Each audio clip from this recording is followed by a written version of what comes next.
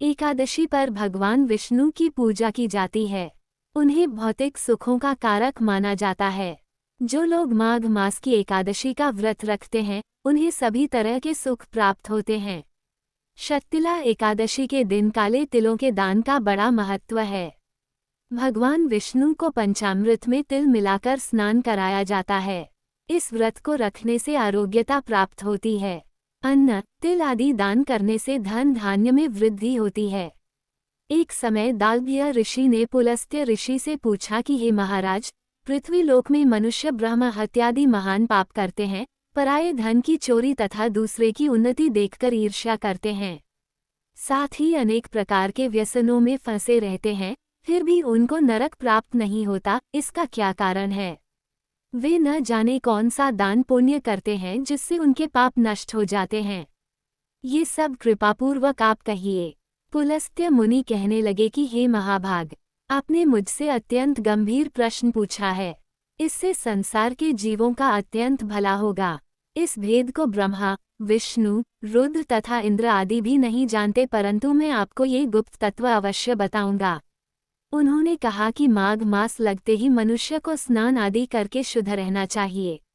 इंद्रियों को वश में करके काम, क्रोध, लोभ, मोह, अहंकार, ईर्ष्या तथा द्वेष आदि का त्याग कर भगवान का स्मरण करना चाहिए। तारांकन पुष्य नक्षत्र में गोबर, कपास, तिल मिलाकर उनके कंडे बनाना चाहिए। उन कंडों से 108 बार हवन करना चाहिए। उस दिन मूल नक्षत्र हो और एकादशी तिथि हो तो अच्छे पुण्य देने वाले नियमों को ग्रहण करें। स्नानादि नित्य क्रिया से निवृत्त होकर सब देवताओं के देव श्री भगवान का पूजन करें और एकादशी व्रत धारण करें। रात्रि को जागरण करना चाहिए। उसके दूसरे दिन धूप दीप नैवेद्य आदि से भगवान का पूजन करके खिचड़ी का भोग लगाएं। तत्पश्चात पेठा, नारियल, सीताफल या सुपारी का अर्घ्य देकर स्तुति करनी चाहिए। हे भगवान, आप दीनों को शरण देने वाले हैं, इस संसार सागर में फंसे हुओं का उद्धार करने वाले हैं। हे पुंडरीकाक्ष, हे विश्वभावन, हे सुब्रह्मण्य, हे पूर्वज, हे जगतपते, आप लक्ष्मी जी सहित इस तुच्छ अर्घ्य को ग्रहण करें। इसके पश्चात जल से भरा कुंभ घड़ा ब्राह्मण को दान करें तथा ब्राह्मण को श्यामा गौ और तिल पात्र देना भी उत्तम है। तिल स्नान और भोजन दोनों ही श्रेष्ठ हैं। इस प्रकार जो मनुष्य जितने तिलों का दान करता है उतने ही 1000 वर्ष स्वर्ग में वास करता है। 1. तिल स्नान। 2. तिल का उपटन। 3. तिल का हवन। 4. तिल का तर्पण। 5. तिल का भोजन और 6. तिलों का दान। ये तिल के 6 प्रकार हैं। इनके प्रयोग के कारण ये शक्तिला एकादशी कहलाती है। इस व्रत के करने से अनेक प्रकार के पाप नष्ट हो जाते हैं। शक्तिला एकादशी व्रत कैसे करें? एक बार नारद मुनि भगवान विष्णु के धाम वैकुंठ पहुँचे। वहाँ उन्होंने भगवान विष्णु से शक्तिला एकादशी की कथा और उसके महत्व के बारे में पूछा। तब भगवान विष्णु ने उन्हें बताया कि प्राचीन काल में पृथ्वी पर एक ब्राह्मण की पत्नी रहती थी। उसके पति की मृत्यु हो चुकी थी। वह मुझ में बहुत ही श्रद्धा एवं भक्ति रखती थी। एक बार उसने 1 महीने तक व्रत रखकर मेरी आराधना की।